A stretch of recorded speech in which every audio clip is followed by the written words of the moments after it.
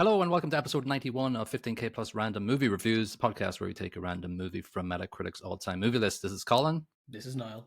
And this is the first time ever we've had an episode where we have invited somebody to come along. Hello, John. How are you doing? Hey, thank you for having me. We're excited to talk to you both.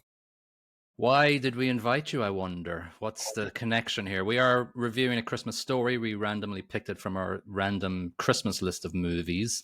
It's from 1983, runs for 1 hour and 34 minutes. It has a Metascore of 77 and a user score of 7.8. Had a budget of 3.3 million and a box office of 19.2 million. What's the connection between A Christmas Story and you, John? Well, I am a lifelong Clevelander, and I live just minutes from the place where they filmed The Christmas Story, and I'm also known around town as a Cleveland historian. Yeah, so you've got many accounts. Like, where can people find you, and what do you contribute to?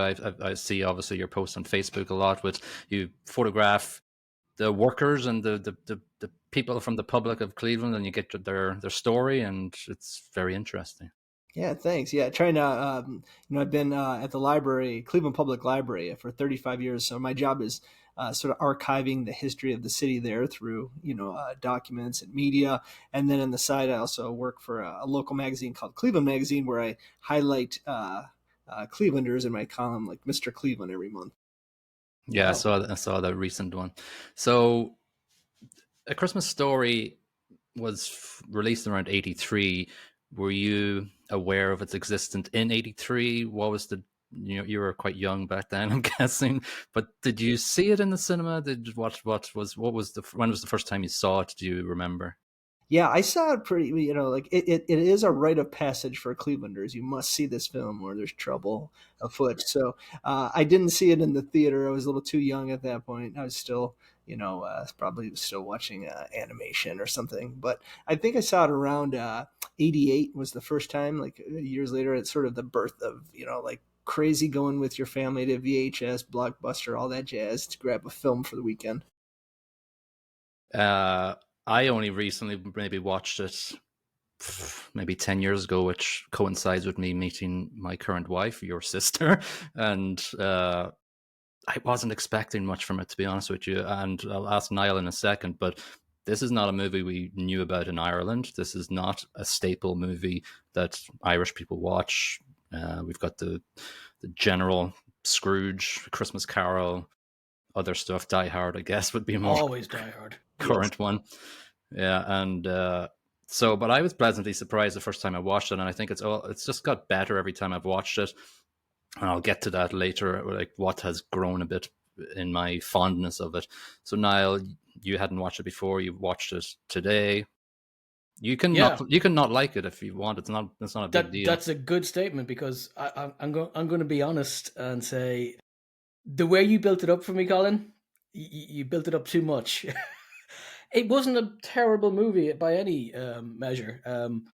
I was expecting it to be more layered, more multi, for kids and for adults as well. But I think it was more for kids. So I think I'm really missing out on the nostalgia elements of it. I would imagine if I'd watched this as a kid and then watching it as an adult, that would make a massive difference. I think it's similar to Ferris Bueller's Day Off. I loved that movie as an adult, but watched it as a kid. A friend of mine has only watched it as a grown woman, and she's like, nah, it's garbage. So I think sometimes watching it as you advance in age kind of diminishes the value. So I think that might be the case for me, I'm afraid. Sorry. So John, but that theory doesn't work for me because I didn't grow up watching it. True. But John, what do you think? Like, it's obviously a very simple movie. There's no real sort of nuance to the storyline. Yeah. Do you think I think we should get into that, as a person who's seen it many times and try not to read too much. I think there is a little bit in there, we can probably talk about, when we go into some of the scenes, but there are a lot of people in Cleveland who are like, oh, I can't deal with that film. I just don't get it. So I don't think you're alone. My son just broke my heart too. He's like, I do not care about that film. Right, that makes me feel better. Sorry. He told me, he's been to visit the Christmas Story house, and there's a pub across the street from there, so I think that's more appealing than the visit to the house for him. But um, it's I guess it's not quite polarizing film because it is sweet in nature, but It is, yeah, it doesn't hit everyone the same way. The way it's filmed maybe kind of rubs some people the wrong way, the datedness of it or the voiceover. But yeah, you're up there. So yeah, so let's talk about the two sort of real physical connections then to Cleveland. We obviously have their home, and we also have Higbee's, was it? So tell us about the home first. Where is it? What's its history now? I know now it's a museum, and I've been to Cleveland many times, but nobody has ever taken me there. I wonder why. So I see on Google Street View there's a museum across the road. They also have a Bumpus's house next door to it. No dogs running around though. So I think I read it was bought recently or something, or maybe 20 years ago. 2004 seems recent to me. So what's the history of the house and its sort of purchasing history, and how it came to be a tourist attraction? And was it a tourist attraction before he purchased it, this guy? Yeah, I think so. For those, that was a little bit more of the hardcore fans. When it finally did come up, as you said, about 20 years ago for a sale, a fan did purchase it and spend a lot of his money to kind of retrofit it to look a lot, get the leg lamp in the window and, do some work to invite people to stay there. I think Tremont is very close to where I live. It's this kind of gritty area. I know that the filmmaker Bob Clark was looking for an area kind of that would fit sort of that Midwestern Rust Belt winter Christmas, and it just checks so many boxes. I don't know if either one of you have ever seen The Deer Hunter. I don't think you've done that one yet, have you? But that was also filmed in the same area as this, and you can kind of see not quite the same film, but the visual choices for Cinema, the director of that Deer Hunter, and this, you can see why it has a certain flavor to it, the neighborhood. So I know that the house went up as a museum about 20 years ago. It was resold about 5 or 6 years ago to someone who had worked there for a long time, and he's been doing well. I think they used to do a 5K from the house. They do a lot of special events. So they're continuing to kind of promote it, look for new ways to bring in new, as the film ages, you don't have a lot of the younger people, outside of Cleveland. So I see you can actually stay the night in it. There's the bedrooms. It's all done up just like the Google Street View goes inside it. I think they've done their own like inside Google cameras, so you can stay inside it, right? Well, you'll see your next visit home. We'll go That's where you'll be staying. Yeah. And so then another major real location is Higbee's. That's a casino now, right?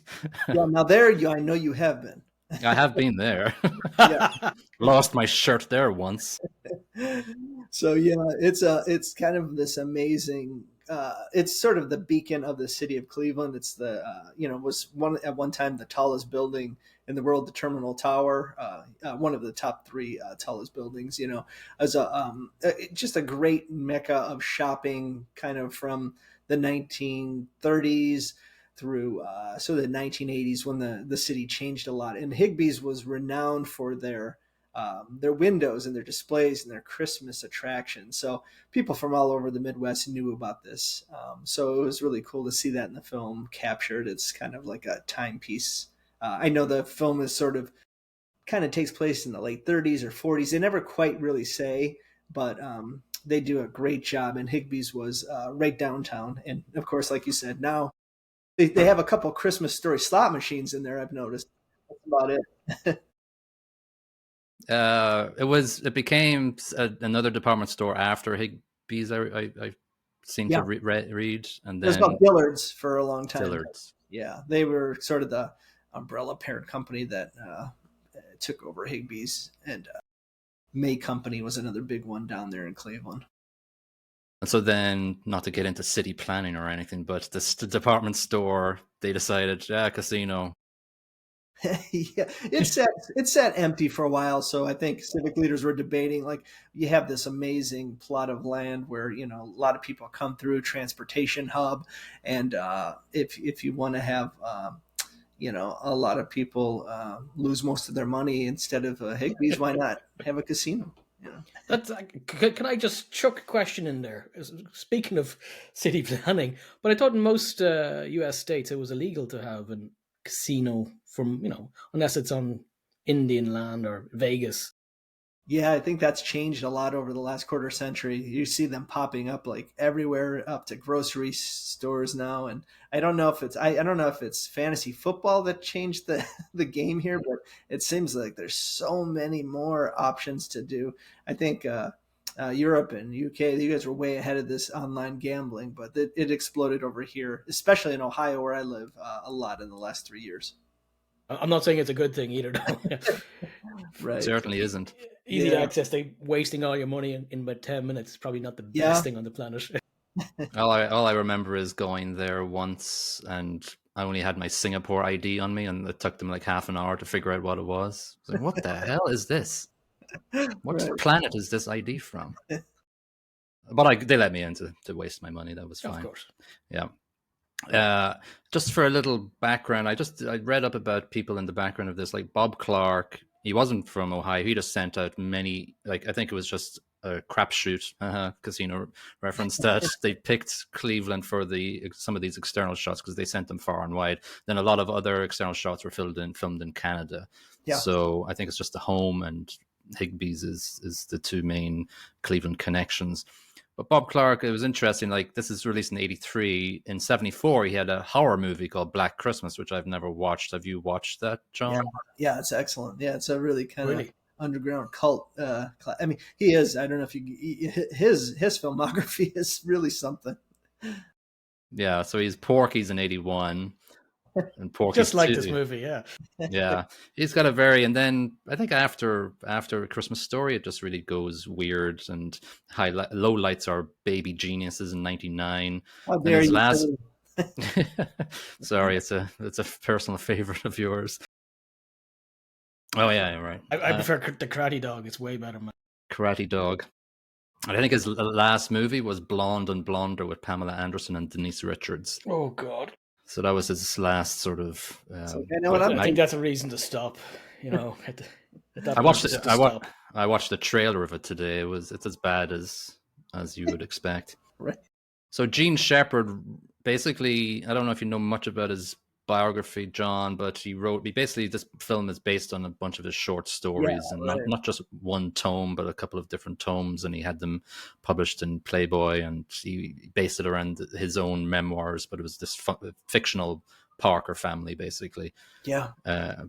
But yeah, other than that, we have Peter Billingsley playing Ralphie, we have Ian Petrella playing Randy, we have Melinda Dillon playing Mother Parker, who was in Close Encounters of the Third Kind. He's good in that, yeah. Yeah, really good. And then she really recently died, actually. And Darren McGavin, I think it is. McGavin, yeah. The old man. The old man. Who basically, after watching it today, if it wasn't him, I might not like this movie as much because his nuanced expressions to everything that's wholesome is just amazing. I just love I enjoy his grouchy behavior and the expressions on his face actually lift this movie for me. It's just this mild annoyance at everything. It's hard to picture. So, the Bob Clark and Peter, behind the scenes, they've talked. It was they were trying to get Jack Nicholson, but they couldn't afford him, I guess. So that would have been. I'm glad they didn't. That would have been a menacing sort of side to it, I'm afraid. Yeah, I read that, and I think Bob Clark didn't know that Jack Nicholson was keen on it, and he found out later, and he said, "No, Darren was the best choice." So we do start off the movie in Higbee's, pretty much. No, actually, we don't. We have a little Cleveland Street external shot of the actual real house and neighborhood.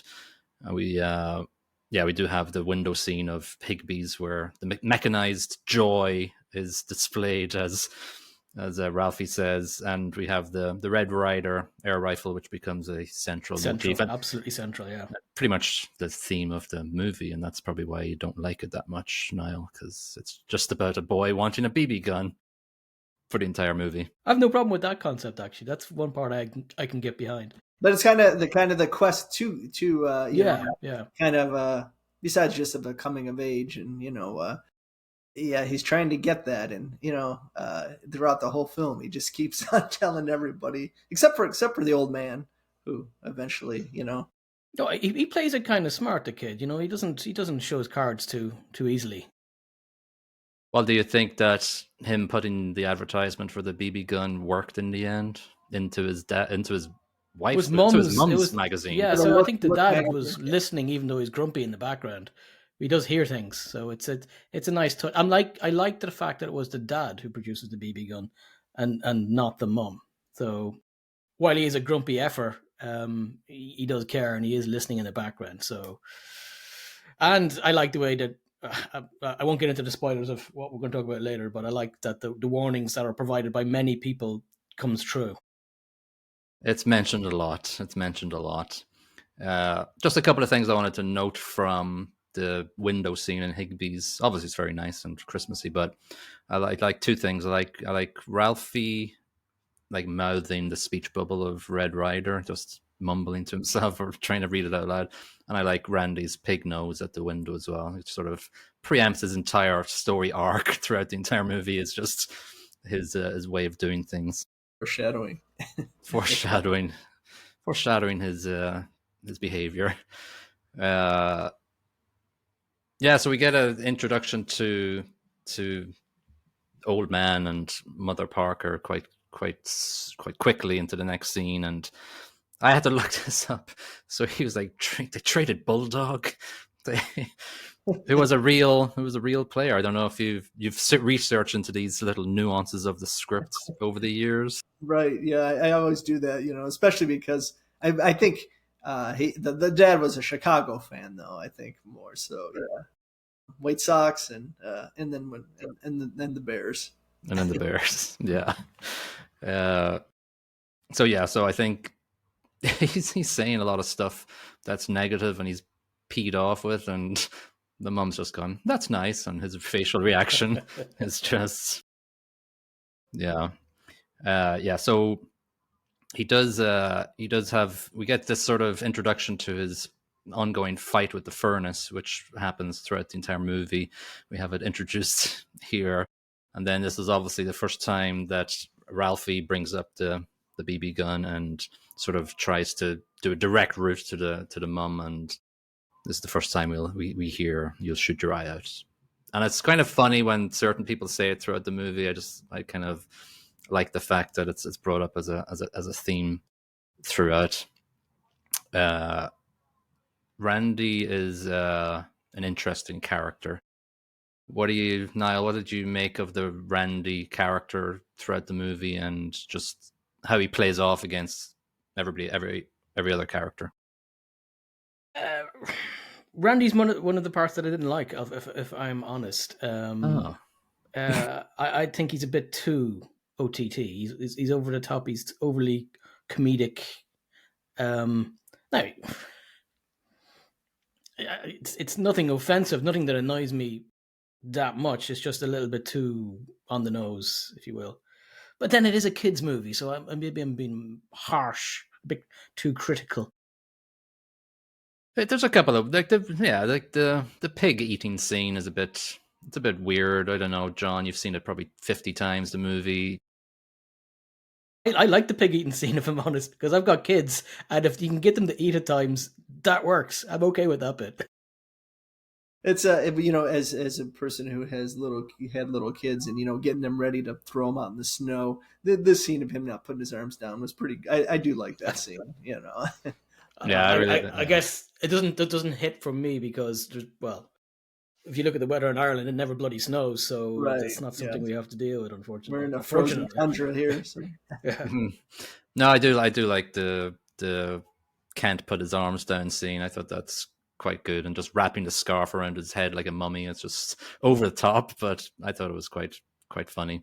He does have his first daydream before the coat scene, which is sort of happens a couple of times through the movie, and yeah, it reads a little weird, the daydream scene, because it's just, I don't know, it's like they're sped up, the burglars, and it's just a bit sort of, it's quite funny because his family play up to the Wild West characters hiding under the table, and they're playing their Wild West characters quite funnily. But I don't know. I don't know the power of that scene for me still after watching it 3 times. I think to me, like I've watched a lot of 30s and 40s films, and I think Clark was kind of playing on that motif a little, like the sopped and sped up like kind of sequences when he goes back, and when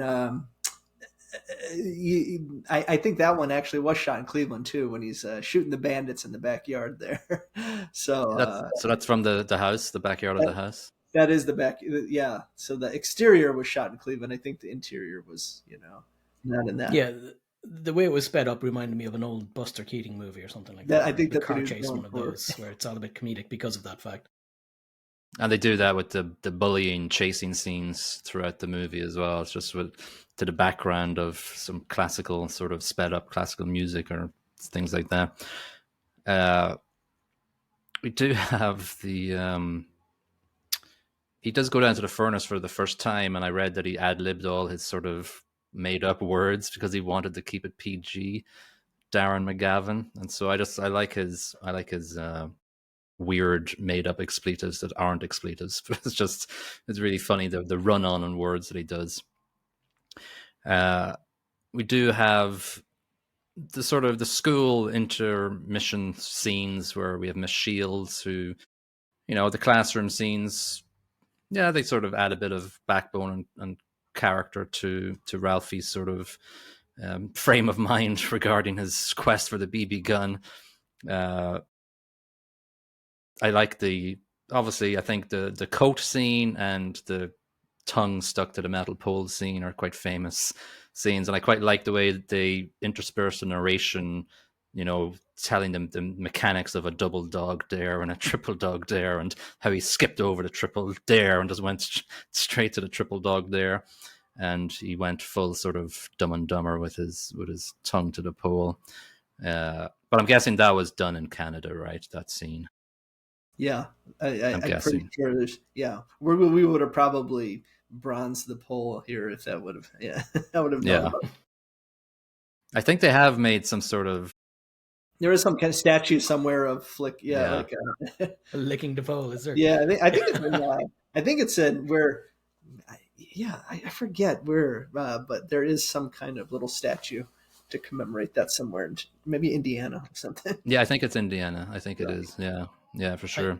I googled this scene specifically because I thought it's somewhat cruel on a child to make them lick a post and have their tongue stuck to it. So I was making sure that wasn't actually done. So they achieved it by drilling a hole in the pole and having a suction pipe put in to stick his tongue to it, so they could switch it off whenever they wanted. Because otherwise, it felt, oh god. Yeah, it looked. Thankfully, they didn't actually do that.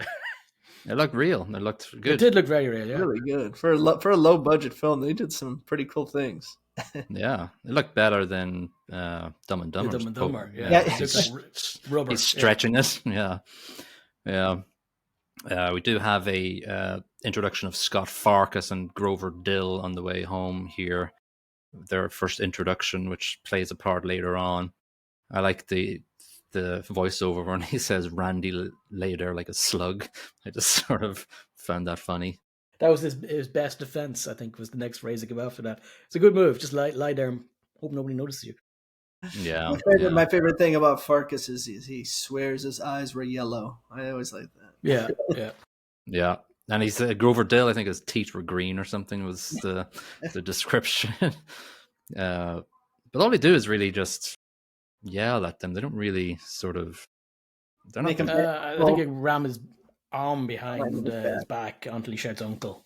Uncle was Uncle some sort of that wasn't around in the 80s when you were growing up. It was, yeah. It's still. Oh, yeah. it was? Yeah, still, yeah. That's like a thing you would get someone in a headlock, or you make someone say "Uncle" until they submit. Yeah. Well, I would contend that Colin here hasn't had the proper Cleveland experience because it hasn't been done to him yet because he doesn't know the rules. So next time he's there, we have to make sure that happens. There's always time. Yeah. I think I remember in Ireland it was mercy. We had to say mercy. Mercy, yeah. So similar, same rules, same cruelty. Just as cruel, yeah. Yeah.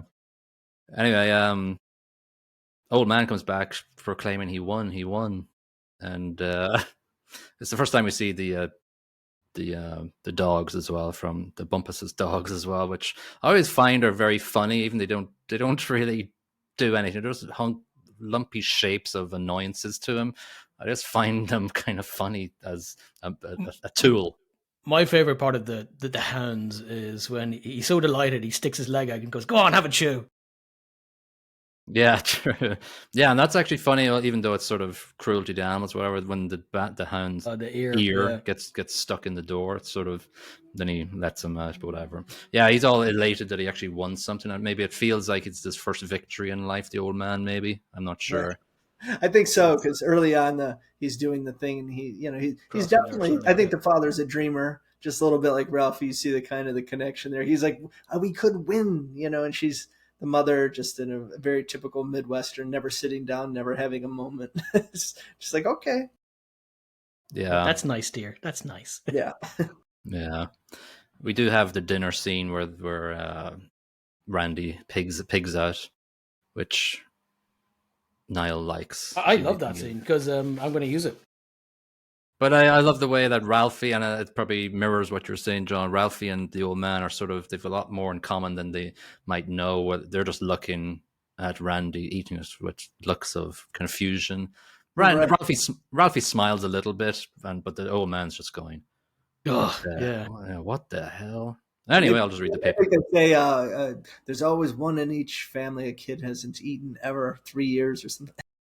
Yeah. Yeah. It's so true. It's a very true line. Yeah. I love the way when the door is knocked, he just looks around the family and goes, "It is here." And just jump up. And then it's another funny moment for me as well is the delivery guy, the old man goes, "What is it?" He goes, "I don't know." And he goes, "What's in it?" And he just stares at him, a look of incredulity. It's like, that's just two questions the same way. Did you not laugh, Niall, at probably the one thing I found funny the first time when he looks at the box when it's inside? When he looks at the word on the box. Oh, when he mispronounces fragile, misreads fragile, and then the wife has to correct him. I thought that's funny. The first time I saw that, I thought that was very. I have to admit, most strong. of the interactions from the old man are actually quite funny. Yeah, so I like that. Yeah.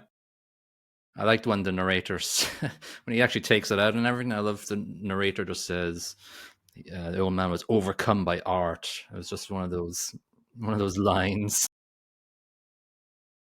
And so when he gets it all set up and the window and everything, the Swede neighbor John is. That's Bob Clark. That's Bob Clark. Yeah, that's the director. Yeah. I did not know that. Cool. Yeah, there's a commemorative bench in Cleveland there for that scene. Which is sort of pushing it a bit because they don't sit down or anything. It's just it's just general direction. Well, maybe if they had a bench, they might have sat down.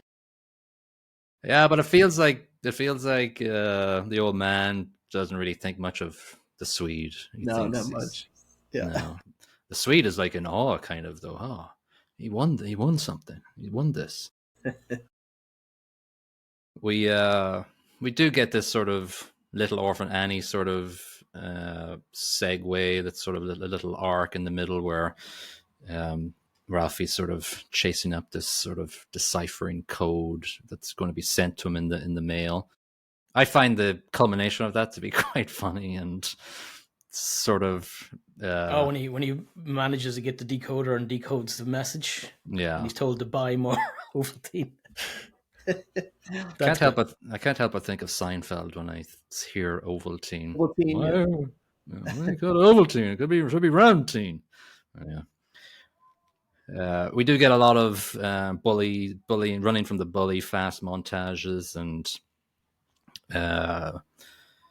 we get the going for the Christmas tree scene, which I think one of the I think the funny thing here is the bargaining, which I kind of find quite good in a sense. It's just sort of Ralphie in narration OV says, "Yeah, my old man was the best at bargaining," but he just said, "Yeah, I'll tie it to the roof for you."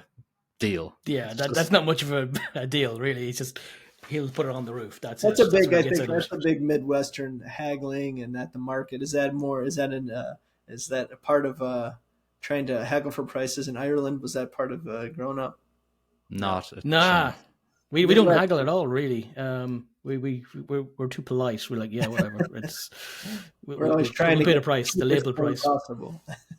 Yeah, it's too awkward, I think.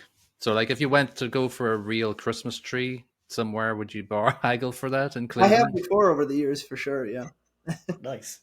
Did you ever settle my car? Yeah, if to tie it to the roof of the car, you'd be okay with it not giving the discount on it. Now I'm a little too old. Yeah, I was like, just pay. Yeah. Yeah, they're before they leave for the Christmas tree though. There's a funny scene where she turns off the lamp and says, "I don't want to waste electricity," and every light in the house is on. So it's just she hates the lamp. The beginning of the Battle of the Lamp. The mom hates the lamp because it's weird. It's like a French tight lace lamp with a lampshade at the top. She's not wrong. It's a leg with a light bulb in it. I will interject there at that the amazing thing about Cleveland, especially in Tremont, it is without a doubt, next time you come, Colin, every single Tremont bar or location has one right in the window still. Really? Everywhere. It's kind of amazing. So I read somewhere that it's a sort of a evolution of the Nehi soda logo. Yes, yeah. I think they were the ones who made the leg lamp. Yeah. They don't exist anymore, I read. So this is a thing before the movie was created then, is it? Yeah. I believe so. Yeah. Wow. Okay, cool. I think so they maybe he entered a Nehi soda competition and got a lamp out of it. Right. They never tell. Yeah, I think if you Google Nehi soda, you get like pictures of old bottles of Nehi and orange soda. I think they were bought by somebody and then bought by Dr. Pepper or whatever, like everybody else. Like everything is owned by one organization now. It's called Amazon, Colin. Yeah. Yeah. Where are we in the yeah, they get the deal. Oh, the flat tire. Oh, and the way fudge. Yeah. I kind of like the way that he was very happy to go out and help his old man. Like, it's his first time helping his old man, so he's like getting the whole sort of adult job thing, but then he sort of messes up and the bolts go flying. Yeah. It's kind of, that's very real, isn't it? It's a very, I think everybody's experienced that moment where you've been asked to go help one of your parents with something and you've been trusted with something. Of course, you F it up. And then in this case, you blind an F and then you get in trouble for it. Yeah, I like the way that obviously he goes home and has to eat the soap. The life boy. Harsh. I was always, the first time I remember seeing it, I was mad. I was like, I can't believe the dad told him, Mama, they really sold him out there. Yeah. That's what I was thinking too. Like, I thought there might have been sort of a male sort of transaction there where it wasn't brought back to the family unit, that sort of incident, because it was like a manly job. You know, it's like they're out there. People swear when they're working on their cars. Yeah. But it goes the other way later on, though. Where the mother does get the chance to throw him under the bus. She doesn't go with it. Yeah, which I actually quite love.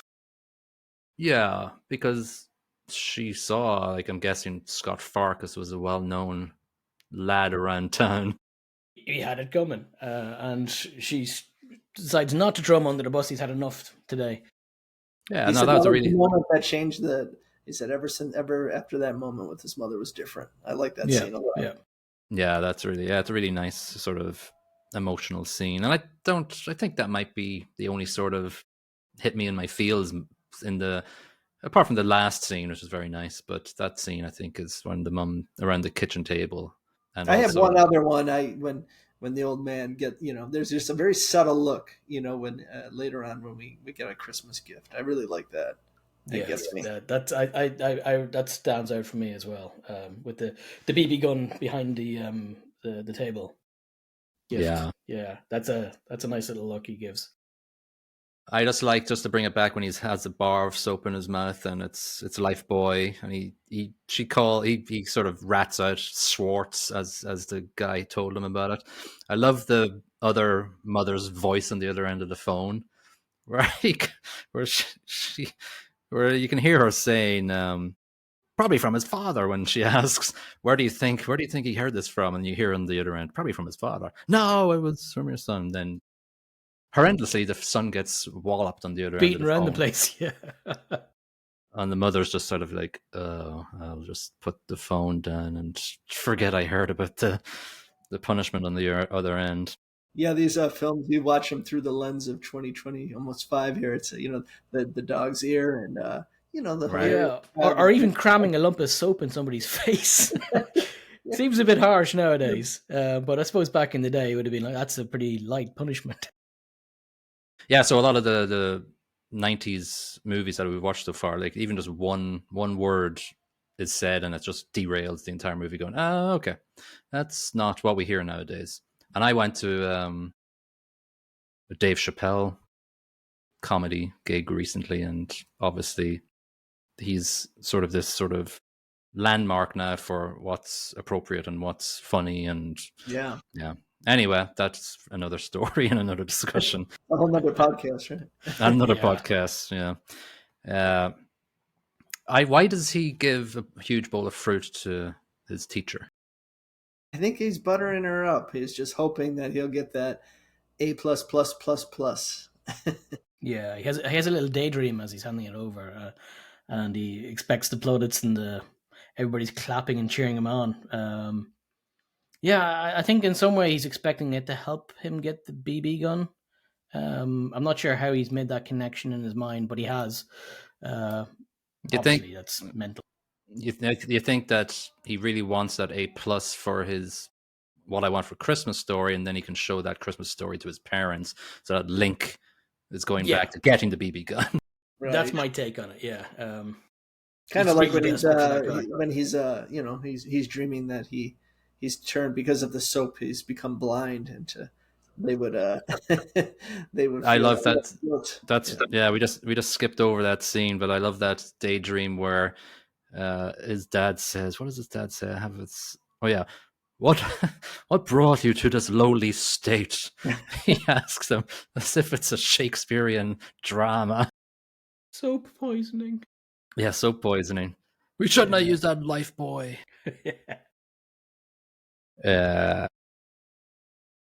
Yeah, so but actually after the fruit, he gets his decoder pin in the mail. I love the way when he checks the mail twice, I think. First time nothing's there, he just leaves the mail in there. He doesn't get it for the family or anything. I know, he leaves the post box open as well. Runs for it. And then the second time, when his decoder is actually in the mailbox, he sort of rummages through, puts it back, drags out this big envelope, and just chucks it away and chucks out all the rest. And yeah, he wasn't doing a chore there, that's for sure. I like there's a lot of, the tension scene is where he's in the bathroom decoding it. It's quite ramped up tension. Like, there's no other tense scene in the movie. This is like your only rush of adrenaline in the movie is when Randy needs to use the bathroom outside and he's sort of decoding everything. And that's actually quite well produced, because we do see the first few words being written out by him. Be sure to. Then it's like we don't see it then. We just see him constantly like working on it and the little dial of the thing. Then we finally see the entire sentence. Be sure to drink your Ovaltine. I do like that he got gets 50 liters. Yeah. You have these small houses, so that was kind of another thing for, like, if you grew up in the area, you have all these tiny houses, and the only place a boy could get a moment was, in the restroom. I think that hasn't changed. It's just it's the same. It's the same for every boy. Just get into the bathroom just to get a moment's rest. Right. We do. So this is the other dramatic moment where we do have the smashing of the lampshade. Did she do it on purpose or not, John? Yeah. 100%. Yeah. Yeah. Yeah. You can look at her face as she's walking towards the lamp, holding the watering can to do the watering of the plants. And you can see in her face, she's going to smash that damn. It had to And she go. does. He comes up from the furnace covered in soot and ash, and I like just the way he says, "Get the glue." Don't have any. Yeah. So we do. So yeah, he does try to mend it, but doesn't work out. And she's smiling, she's laughing in the background. Right. Who covers her face when he turns around, which is good. Anyway, we have another sort of landmark of the thing is when Ralphie's coming home from school and gets a snowball to the face, and he goes napalm on Scott Farkus's head. Yeah. Yeah. As he's pummeling him into the ground, though, he's swearing like his father, which is another nice touch. Yeah, he's all sorts of gibberish, and I read that was scripted word for word, but Dad's gibberish wasn't. So I read that it's a pretty good acting scene. You know, sometimes, like as you were saying, it's over the top, but when Ralphie gets hit with that snowball, you really feel like that was a breaking point. So I think they had been nailing him all morning, and that one they got on tape. That was pretty good. I think before this, when he gets the C plus, it's come to the head. Like he gets a C plus before that, and I think that just has said, "I'm not taking crap anymore. This is not going right for me." This whole what I love about story. the C plus is that it's not just the C plus, but then in red underneath she writes, "Also, you'll shoot your eye out with that," and then he's like, "Arr." Yeah, that and Ovaltine, the corporation. Yeah. It's all coming together. Farkas just chose the wrong time. Yeah, it's totally just culminates in his just saying, "I'm sick of everything that has come across me now." He took down the other bully too. I do like it. He's like, "I'm going to tell my dad." Yeah. Yeah, one push and that bully's just going to tell his dad. Yeah, so mom has to come and pick up Randy, and Randy's emotionally spent. He's crying, and it's sort of sad to see the way he is. I think all the stress of not getting the BB gun and everything else has just culminated into this outpouring of outright violence onto Scott Farkus's body.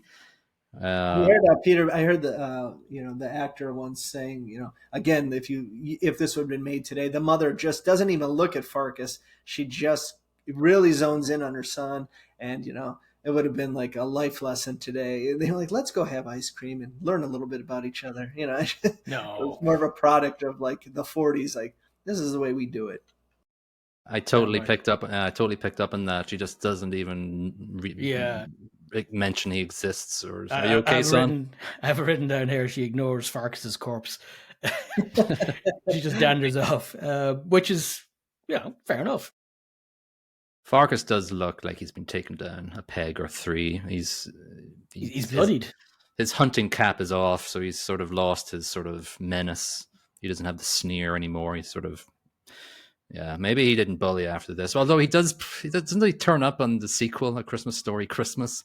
Did you watch that? Yeah. It's not a very evolved movie. Yeah, right. But not quite the same. Yeah, just didn't have that. I think it was set a few years after, I assume. Yeah. Yeah, Ralphie's played by the same character. The character is played by the same actor. He's just grown up and in the 70s now. Okay. Yeah, and a couple of people show up from this movie, but unfortunately, yeah. I just who played his the actress from Airplane played his mother, right, in the sequel. I just can't think of her name all of a sudden, but yeah, she's really good.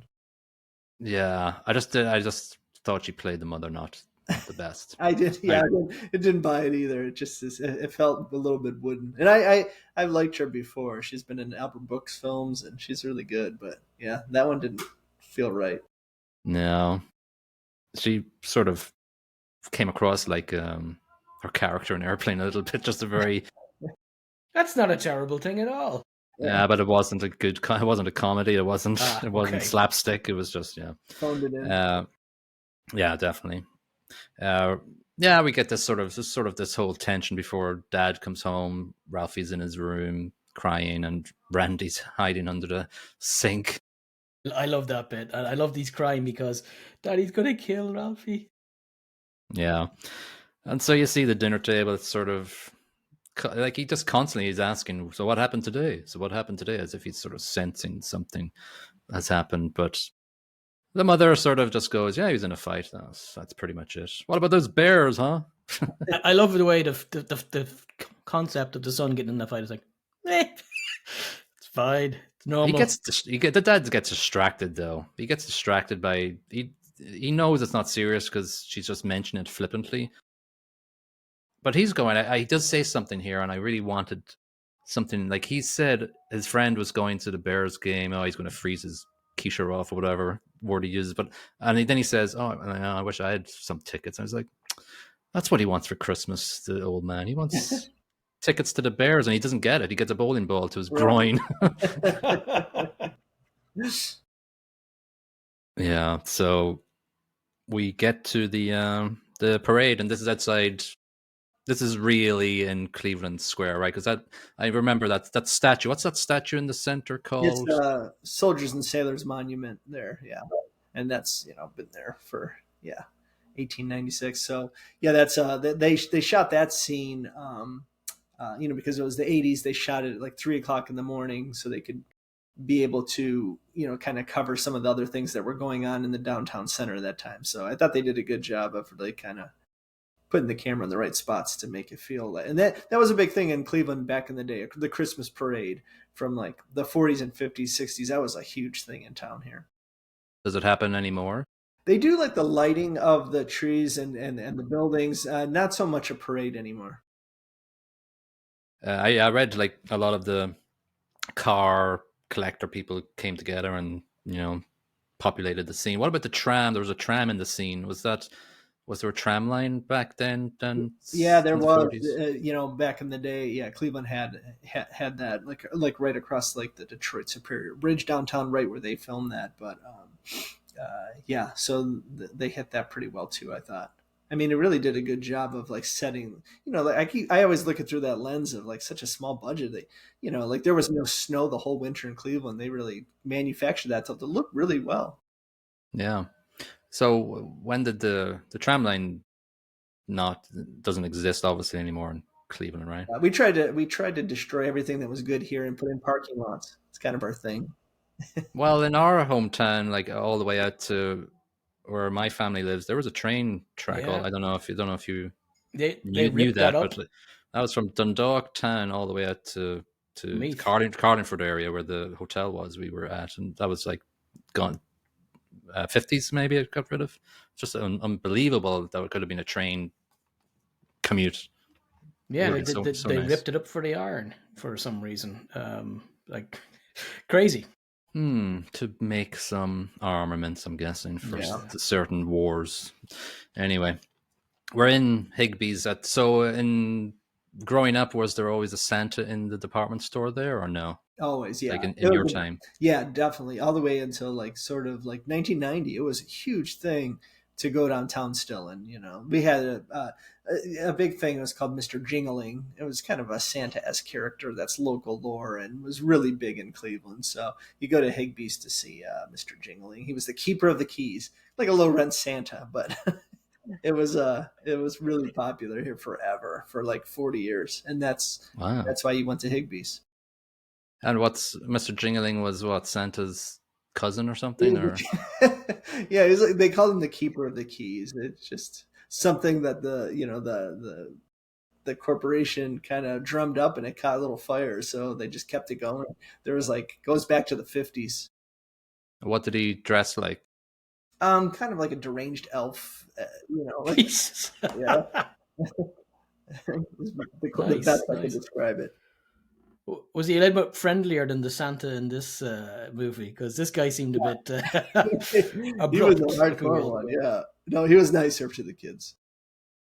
So we have this scene where so this scene where they're going up, that wasn't what it was like seeing Mr. Jingling in It'd be the Barn interesting if Store. I would ask, because it'd be interesting, like, to ask my mom, who grew up in downtown Cleveland as well, like to see, was how close was this? But I remember watching it with relatives and my uncle back in the day, and they said it was pretty close to what it was like, especially the bustling nature of how the mall was sort of really the city kind of center where people, just you didn't have any online shopping, so this was the jam.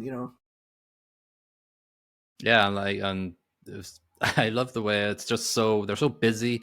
They just manhandle all the kids. They just yoink, Yeah. twist around, plonk. What do you want? Get out. So yeah, this Santa is a piece of work, and he looks a bit drunk, to be honest with you. He's got the whole red nose He going wants on. to get out by 9 o'clock, and there's a queue, so he ships through them quick. It looks like you don't get many films like nowadays where you would kick a kid in the face to get rid of. I know, boot in the face. Yeah, it's not. It's well shot. I loved it. I love his ending, or his parting line to the kid though as well. It's you'll shoot yourself in the face or in the eye with it. Shoot your eye out, kid. Yeah. I have to give a shout out to the kid in front of them. I like Santa. I like Wizard of Oz. I like Tin Man. that kid, he was a master thespian. I don't know who that kid was too, but he was always my favorite. I'm like, man, this kid is a mess. And I like Ralphie's reaction to him, like, what the hell are you talking? Just so good. Ralphie comes across as so adult in his response to his sort of weird kid vibes. He's like, yeah. And then the Wicked Witch comes up and he goes, I don't have time for this. Go bother somebody else. I think Ralphie's just a reincarnation of his dad, effectively. Yeah. He's a slightly smaller version of his dad. He definitely has that thread. He's in the line and he's just overthinking and he's just really just trying to figure out what he has to say. And he gets there and just blanks because he's in a mental turmoil, basically. Do you want a football? Yeah, football. Yeah. Football. Yeah, it'd be interesting now if you watch the film, if you'd give it another chance, like down the line, because there's things like when I first watched it, where like flashbacks or the imagination of Ralphie just didn't capture me the first times, and now as I grow older, I like it more. I don't know what it is, just maybe growing up with the film, but it would be interesting if you would watch it again, if you soften your take or you would see things different. I would be interested. So just keep watching it. Yeah, okay. Every day. Once a year. I'll do it once a year, every time at Christmas. No, every day up until every Christmas. day until I agree to like it as my favorite Christmas movie. I do like the I do like when he stops himself when he gets thrown down the slide. He stops himself, comes back up, and then, as you said, he says he wants the BB rifle, and you see the POV from Ralphie's side when the big Santa boot just goes down into his face. Schlonk. And so him and Randy are just sitting down at the bottom of the slide in a zombie-like state when they get picked up. So we have Christmas Eve and Christmas Day happening. It's the two scenes, and it's old man. He just comes down and he's just out of it. He just doesn't have the Christmas spirit. The mom is so happy and so delighted to see all the gifts being opened up, and he's just there going, just wiping his face and just still asleep, and totally like every dad, I guess. Yeah, he does come across a little bit hungover. I'm not sure if that's what they're going for, but that's how I feel with a bit of a hangover on a Christmas morning. Yeah, so Aunt Clara's gift is another iconic scene. So growing up in Cleveland, did people dress up for Halloween? Sure. It's a huge Halloween costume here, and was it? That's awesome. Have a Playhouse Square. They do every year. There's a Christmas Story play where they put on the production of the film, and kids just dress up in the pink nightmare outfits en masse. So yeah, it's a big thing here. The deranged Easter bunny. Right. Yeah, you gotta have the faces on each foot as well. Yeah. Yeah, I think the dad in this scene just sells the movie for me. Is he just mumbling to himself, "Oh, no tie this year," things like that. Uh, so yeah, I think as well. I think you're both right. I think when they're sort of vibing after it, and he's like, "Oh, did you check over there? What's that behind the desk?" And when he's opening up the BB gun, I think that's the only time Old Man is genuinely happy. He's just smiling and he's gleeful that he's given him something that he really wanted. And I had a yeah, BB gun when I was 8, he says to the wife. yeah, I think he's reliving his own youth, perhaps, and just I don't know. I think because it's a little dangerous too. I think it's just a perfect gift that he wants to give as well.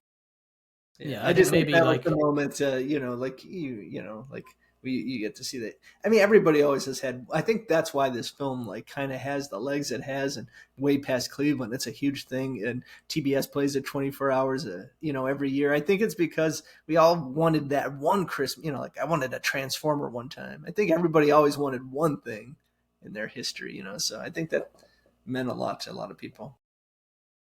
Yeah, I think. Yeah, I think it's just it's a subtle telling of a family's Christmas that's really not that far from fact for a lot of people, apart from the next scene where the Bumpus's dogs come in, which I find very funny. yeah, yeah. Um and that's actually a nice enough scene as well, because the father, instead of freaking out and start screaming and losing his mind, he just smiles and goes, "Okay, everybody, upstairs, put your clothes on. We're eating out today." Right, not yeah. Yeah, so he doesn't get angry, which is a fantastic reaction. It wasn't what I was expecting, actually. Yeah, it's like a bonus scene too. You'd think that'd be the end, and you get a little Yeah, more, a little more epilogue. A little bit more. One thing when Ralphie goes out, he does injure himself with the BB gun after all the Right. warnings. Yeah, He shoots does himself in actually the eye. he does actually shoot himself in the eye. But that's fine. It's not really. It's sort of like it's a nice little addition to the story where all the warnings came through, but he had to sort of warp the truth a little bit just so he could get past it with his Yeah, mum. it wasn't And the the BB mum, gun; it was the icicles that got him. yeah, could have taken your eye out. Yeah, so he the does, he Bumpus does is break the he does break the fourth wall there too. He And does the smile towards the camera. Yeah, the film is when I was reading about this too, they were saying it's the great screenwriter Robert McGee was saying there's like only three ways to make a film, except for this weird anomaly called Christmas Story, where the narrator is in the past and in the present and breaking the fourth wall. So it is like a unique, bizarre film in that way. it comes out of nowhere, the fourth wall, and it does. Yeah, I'm not a big fourth wall fan, but whatever. It's a Christmas story. It's sort you'll of allow it. I'll allow it this once. So yes, we do, as you said, John, get this little extra Christmas dinner scene. Is bowling real? It's that one was Toronto, so it is funny though. It feels so very Cleveland. They do such a because like a Chinese / bowling place is so Cleveland. Like right now we just have a polka Hall of Fame with a softball Hall of Fame down the road here. It's just like these bizarre combos. But that one was Toronto, I think. Nobody has made it in the decades since the movie. Like it's Not yet.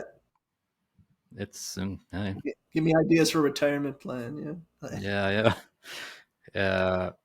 So we're in 2024. We laugh at this scene. Are we okay to laugh at this scene, or what's the deal? I did find it funny, but I also felt guilty about finding it funny. It did feel a bit laughing about somebody's pronunciation of a word because of their ethnicity is a bit. Yeah, I don't know.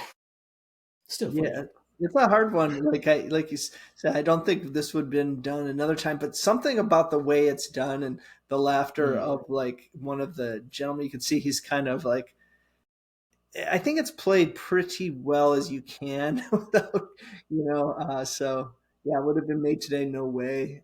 But I didn't get like you're saying in other films now we watch, you're like, oh my God, Yeah. No, it's nothing like other films we've seen recently enough. Like this is innocent. It's a bit naive maybe, but it's innocent. I think the fact that the manager of the restaurant corrects them and pronounces it correctly and then tries to get them to do it, it adds a little layer of we're in this together, we're sort of laughing in the same direction because there's an acknowledgement that they're saying it wrong. Yeah, like the sort of the conceit is already that it's a culture clash of Christmas and duck and turkey, so it kind of works. It does, but I love the duck that comes out now in a second, and when the father says, "Oh, I don't know, it's smiling at me," so the manager resolves the problem by taking out a cleaver and lopping its head off, which is a wonderful, wonderful sign. And I read that the actress didn't know that this was going to happen, Really? so her reaction is totally natural. Yeah. And you can see Randy, the actor who plays Randy, is totally getting into it too because he's kind of reacting to her, and he's quite excited. Yeah, I think it's very authentic, and it's a funny scene. And I think you're right. It's this. We hear jingle bells at the start of the movie, and then we hear it from another culture's background, and I think there's enough sort of core strength in it that I don't feel that I was laughing at something that was offensive. But hey, some people may find it offensive in 2024. That's pretty much the last big hit of the movie. We just get a very nice mom and old man just sitting down beside the illuminated Christmas tree. I thought the first time I watched it, the fuse was going to blow, just to make it a little National Lampoons type. And then we finish off with just Ralphie in his bed with his BB gun beside him, falling off to sleep. Nice, sweet ending, I thought. The best present he ever got in his whole life. Right. Yeah. It's very nice ending. Has there, so over the years, decades, whatever, in the library, has there been exhibitions or anything organized for a Christmas Story? Yeah, we worked with they just did the 40th anniversary I think just a year ago, and that was a big thing in town, and worked with the film commission because they were looking for old posters and books and things that they could highlight, and they brought the full cast to the city and had sort of discussions about Clark. Unfortunately he passed away, the director, kind of in a car accident with his son, which is rough, so he couldn't be there. But I think just the amazing love of the film that 40 years later they're gathering here still, and it's like a tourist thing for Cleveland. So yeah, we've done. I'm sure there'll be more for the 50th. Yeah. So do you think it brings substantial numbers to Cleveland from out of state or out of city? Yeah, or I've known a couple of my staff members actually work there at the Christmas Story, and I would ask them this. I'm like, "How busy?" And like, you'd be surprised. There are people from all over the globe will come here, so it does bring in a pretty steady business all year. I was kind of skeptical, but yeah, I know one woman who worked there for like 8 years. She knew way too much. She's like, "Please don't ask me about this film." Had enough of it, doesn't want to watch it again. Right. Do you think A Christmas Story is sort of, for want of a better phrase, sort of brought Cleveland along sort of the decades where Cleveland was down on its luck a bit, or do you think it's sort of kept it in the cultural sort of sphere a bit? While other like say the sports teams weren't doing as well over the years. Yeah, there's like four decades of that. Yeah. I think it's just if you're from here, you get it. If you're from Northeast Ohio, you're like really all in. But from people across America, they might look at Cleveland a little bit different or a little bit like sweeter because of the film. I mean, and it is there's been a lot of, like, we just shot the Avengers, Captain America. There's been a lot of changes here. We've had some duds too. Like 1990 was we had Double Dragon was shot here. That was after Christmas Story, and that was a super stinker. You guys, you got to watch that one just for how bad it is. But yeah, I think people have a good feel of Cleveland because of that film. Yeah, I played Double Dragon so much in the arcades growing up. Do you know of anybody, or have you ever talked to anybody who are extras in the movie at all? Locals? I'm trying to think if there's a lot of people. It's like like if someone, it's all kind of nonsense. So like, there was like one perfect game thrown at Cleveland baseball, and 6,000 people were really there, but 80,000 said they were. And so you hear that. I was in the background. I'm like, sure you were, buddy. So you just kind of take another drink. Yeah. You're in your 20s. You couldn't have been your life. Right. Who threw the perfect game in Cleveland Stadium? Large Lenny Barker, 1981, right around that time. It was like one of the 20 only perfect games in baseball history. So yeah, but we had no one come to see that team for literally 40 years. It's coming back. It's coming back after last season's run. Yeah, that was fun. That was a good run. Niall, any questions from your end regarding its impact at all? You mentioned the marathons and stuff, so that's like a yearly thing. Yeah, I think start just to at bring the house. attention. Yeah, like I've ran the Christmas Story 5K. I walked pretty much. You dressed as the bunny rabbit? No, but that's pretty much a lot of people do the characters. Nice. Run with the dogs. So yeah, they're constantly, I think, trying to keep the spirit of the film alive and doing special things there. Yeah. So Niall, your sort of overall culminating feelings after watching the movie. Now, I will say that when I said that I was disappointed based on what you built it up to be, doesn't mean that I found it a bad movie. It's a reasonably good Christmas movie. It's just not in my top 5, if you will. So there's nothing wrong with this movie per se. I have a few gripes, and I found a lot of the characters very endearing, specifically the old man, who reminds me of myself quite a lot. Grumpy, middle-aged fecker. But it's not a bad movie. I'm a bit annoyed my kids decided not to watch it with me. It might have give us a different perspective on the movie. But it's okay. It's a good movie.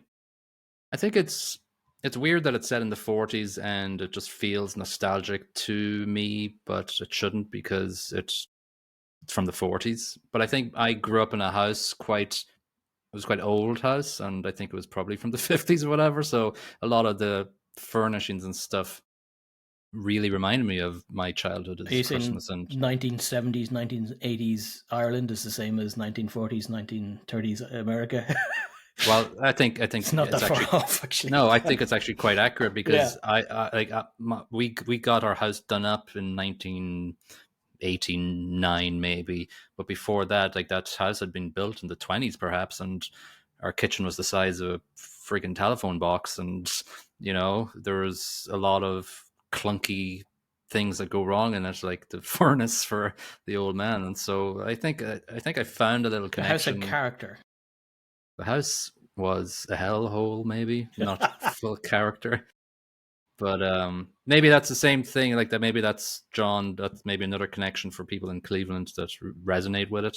100%. Yeah, like I had the same thing, like plugging in and like getting like shocked because we just not enough power. That happened to me growing up, where I was in super small places. Yeah. I think that's sort of. I think there's nothing really. A lot of Christmas movies will try and teach you something. Will have a very, like, It's a Wonderful Life or whatever. So like, yeah, you live your life again, or A Christmas Carol. Yeah, you live your life again. All this sort of very broad life lessons. This is just Die Hard. Yeah. No, this one's right to the point. It's not drooping with sentimentality. It's kind of the real deal, kind of Midwest, and I think they did a good job the way I think the author stories were. Yeah, have you read the stories? The first? No, I never have. I've read about the director Clark listening to some of his stories on the radio and was so taken. He's like, I have to work with this guy because he really could spit a yarn.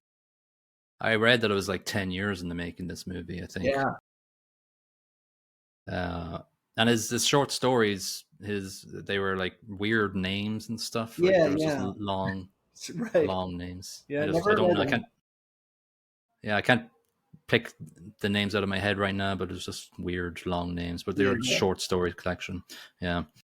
So this is the part of the show where Niall and I rate the movies out of 5. You probably don't want to be part of that, or else you might get accosted on the streets of Cleveland if you give it less than 5. I'll let you guys go and do that. Yeah.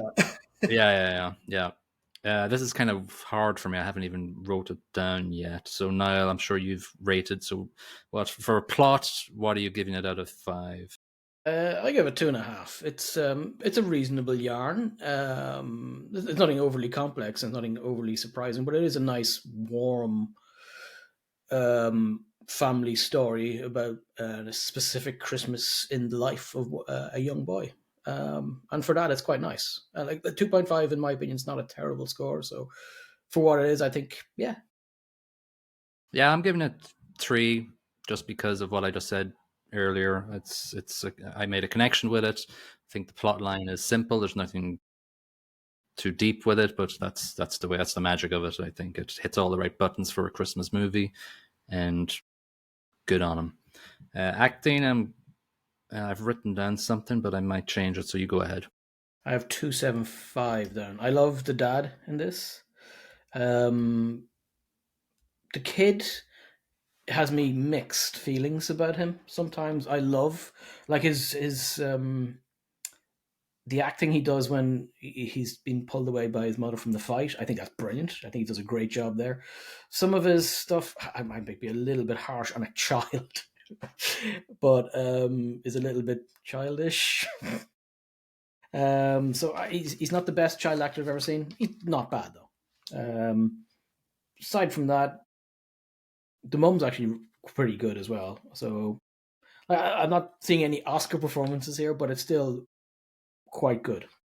So 2.7. Yeah, I gave it 3. I think the more times I've watched it, the more I really appreciate the old man's performance. And you're right. I think the mum as well plays it really well, just sort of holding down the fort, typical mum of the house. And I think the kid actors are pretty good. I think his crying was quite authentic and real, and Randy is just a unique character who sort of mashes potatoes. Oh, actually, I read this is the second movie where the actress has mashed potatoes because she was in Close Encounters. She's got a mashed potato duo of movies. In that one, though, it's her husband building the mountain out of the mashed potatoes. Yeah. Same thing. Yeah. No piggies in no piggies in that movie. Yeah. So I'm Brackett's track and giving 3 because it's I don't know, it's just full of classical music. There's like Tchaikovsky in there. There's just lots of Christmas carols. So I just gave it 3. I didn't really think about it. I'm going to poo-poo on the music a little bit. That's fine. This is where I'm going to be a bit Grinch. Like the music is actually pretty good. You've got the classical stuff. That's great. The classic Christmas stuff. But some of the music during his flashbacks, where it's a bit 1930s, 1940s, just, I don't know, it kind of annoyed me. So if I'm going to be a Grinch, I'm going to be a Grinch about that bit. And what are you giving it? I'm going to give it 2. Yeah, I think it goes back now that, John was saying that Bob Clark was a fan of these 20s westerns and everything. That's his little love letter, I guess, to that genre with that music. But yeah, it's always come across as a little bit weird, but that's the way it is. Production, I'm giving 4 because it's set in Cleveland and it's they do everything right. It makes it look like a Midwestern town. The interior and everything is all well done. So 4 out of 5 for production. I have a 3 down for prod. It's very, in keeping with the time. There was a mention of somebody wearing a wristwatch in the school. Really? I can't remember what cartoon character was on the wristwatch, but it wasn't for the time. But apart from that, like everything is quite, I'm assuming, period appropriate. So it's quite good in that respect. So I like there wasn't a lot of goofs listed on IMDb. Oh, this thing wasn't. But there's as you said, John, earlier, nobody knows what year it's supposed to be set in. They're saying, all right, this TV show Little Orphan Annie was from this year to this year, and they purposely made it nebulous. Yeah. There's a 20-year sort of gap where it needs to exist, but beyond that, we don't know. Yeah, and somebody said, isn't it 1 year? It's a culmination of different life stories together. So just forget about it. It's based on a whole mishmash of life stories from the author anyway. So anyway, all right. So shall we set the dogs on our turkey and finish this episode? Stick your leg out and let them chew on it for one last second, and we'll move on. Yeah. All right, so just give us a second, John. We just have to randomly choose our next movie. If you want to come along for the next episode, if it's Double Dragon, you can you can stick around. Double Dragon, yeah. You can tell us all the sights of Cleveland, and you can start doing a Double Dragon tour of Cleveland. That would be cool. So we're. Oh, actually, sorry. Before I leave, just before we do that, there's a couple of critics' reviews of A Christmas Story. I just want to do. Catherine G in the Telegraph gave it 60 out of 100. She says, director Bob Clark, fresh, if that's the word, from the juvenile hijinks of Porky's and Porky's 2, oversees a rather more family-friendly outing with this charmingly nostalgic 40s set comedy in which 9-year-old Ralphie is very specific in a believably 9-year-old way about what he wants for Christmas. It's very descriptive. And then the Boston Globe, Jake Carr gave it 100. It's from 1983, this review. In short, A Christmas Story isn't just about Christmas, it's about childhood, and it recaptures a time and place with love and wonder. It seems an instant classic, a film that will give pleasure to people not only this Christmas, but for many Christmases to come. They're talking about you, Niall. Every Christmas. Yeah. Okay, so we're going to randomly roll for next week. Next week is New Year's Eve. So we're going to randomly pick a movie that I've generated from ChatGPT on New Year movies that are based around New Year's. So let's roll the dice and do that. And we're going to get movie number, 21 from our list. And it is Trading Places from 1983. Have you watched that movie, John? Absolutely. So many times. Never heard of it. I'm right talking about. The summary on Metacritic is Billy Ray Valentine, Murphy, a street con man, and Lewis Winthorpe III, a commodities broker, Ackroyd, agree to trade places. No, they don't.